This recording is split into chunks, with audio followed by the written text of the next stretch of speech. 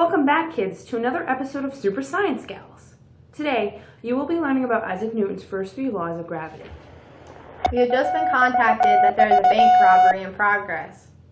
This is the perfect time to use our new gadget, a Mousetrap-Powered car, to stop the robber. There are 3 laws that we use to help stop the bank robber. Before we stop the bad guy, we explain how they apply to the car. Newton's first law, according to physicsclassroom.com, is an object at rest stays at rest, and an object in motion stays in motion with the same speed and in the same direction unless acted upon by an unbalanced force. When an object is not being acted upon by an outside force, it continues its previous state of motion. The car remains at rest until the outside force that the lever arm creates acts upon the car. A car at rest may not be the most effective way to stop the robber, though. When our car is put in motion, it will not stop until an outside force acts upon it. In space, the car would continue in a straight line at a constant speed forever. The tendency of an object to continue its motion is called inertia. The force that will eventually slow down our car is the rolling friction acted upon the wheels by the floor. This will eventually slow down the car so it is no longer in motion. If unbalanced forces, such as gravity, friction, or a wall, did not exist, the car would never stop rolling. Newton's second law is, according to the Free Dictionary, the principle stating that a force acting on a body is equal to the acceleration of that body times its mass, assuming a constant mass.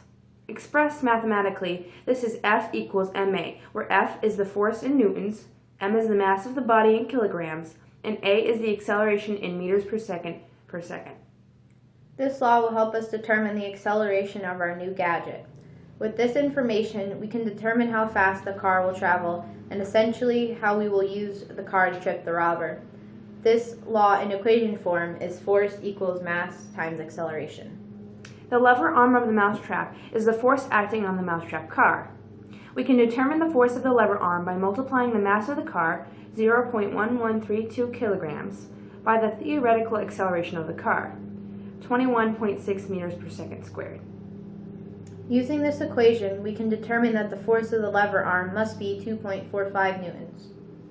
If a rat trap were to be used instead of a mousetrap, and if the force were to be doubled, the acceleration of the car would be doubled as well. If the force is doubled, then the acceleration is doubled too. Using a similar form of Newton's force equation, we can determine the acceleration of the mousetrap car so we can determine how fast the car will be going when it trips the robber. Acceleration is equal to the quotient, the lever arm's force, and the car's mass. The car has a mass of 0.1132 kilograms, while the lever arm exerts a force of 2.45 newtons. This puts the car's theoretical acceleration at 21.6 meters per second squared. If either or both of the mass of the car or the force of the lever arm is increased, then the acceleration of the car increases as well. Another form of Newton's equations can be used to determine the mass of the car. The quotient of the lever arm's force and the theoretical acceleration of the car is equal to the mass of the car. The force of the lever arm, 2.45 newtons, divided by the theoretical acceleration of the car, 21.6 meters per second squared, equals a mass of 0.1132 kilograms. If the mass of the car increases, then the acceleration decreases. This can be shown when you place a few rocks on the mousetrap car. The car's acceleration with the rocks is extremely smaller than the car's acceleration before its mass was increased.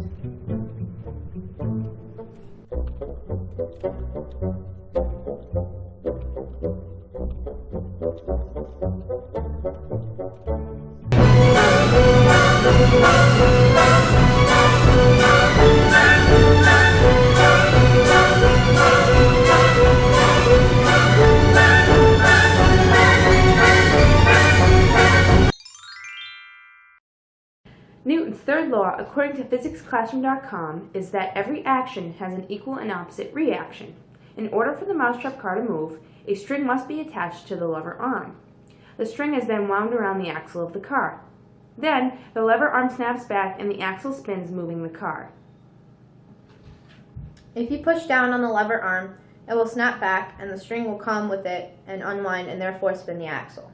When you push down on the snapper arm, that is the action. When you let go, it will snap back, which is the reaction.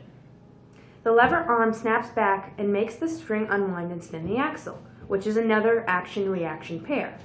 When the string unwinds, that is the action. When the axle spins, that is the reaction. Another reaction-action pair is when the string makes the axle spin, the axle makes the wheel spin, which makes the car move. The axle spinning is the action, and the wheel spinning to make the car move is the reaction. Now it's time to stop the robber with our handy-dandy mousetrap car.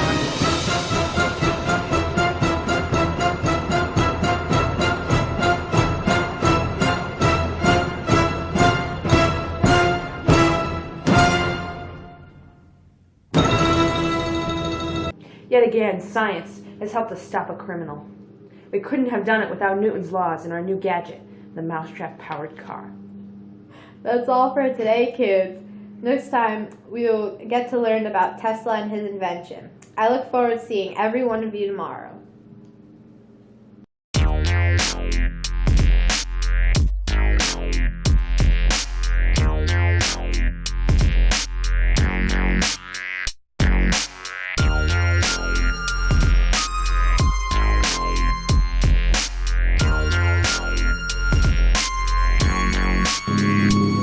Okay, go.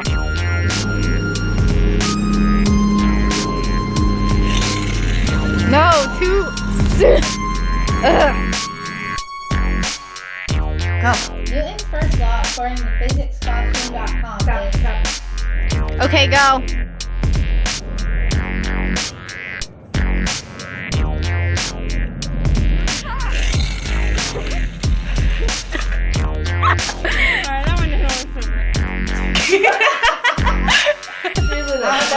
Okay. Just shut up. We'll edit this out. This can be your bloopers. They're full. Okay, ready? 1, 2, 3.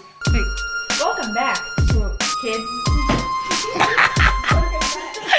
Welcome back, kids. I'm for myself and I love my cousin. Okay, go.